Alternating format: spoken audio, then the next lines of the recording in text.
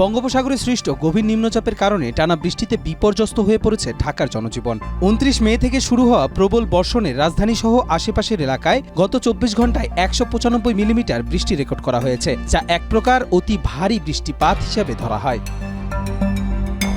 ৩০ মে সকাল থেকে আকাশ ছিল ঘন মেঘে ঢাকা, সাথে ঝিরিঝিরি বৃষ্টি চলমান। বাংলাদেশ আবহাওয়া অধিদপ্তরের ঝড় সতর্কীকরণ কেন্দ্র জানিয়েছে, আজও বজ্রসহ বৃষ্টি ও দমকা হওয়ার আশঙ্কা রয়েছে।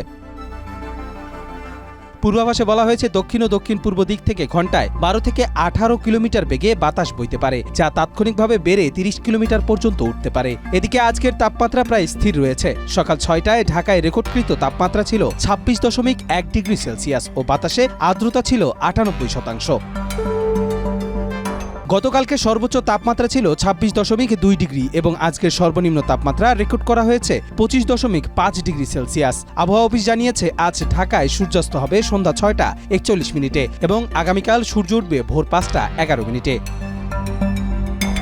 চলমান এই আবহাওয়ায় জনদুর্ভোগ বাড়তে পারে বলে মনে করছেন সংশ্লিষ্টরা। সতর্কতা অবলম্বনের পরামর্শ দিয়েছে আবহাওয়া বিভাগ। কবির চৌধুরী, মাই টিভি, ঢাকা।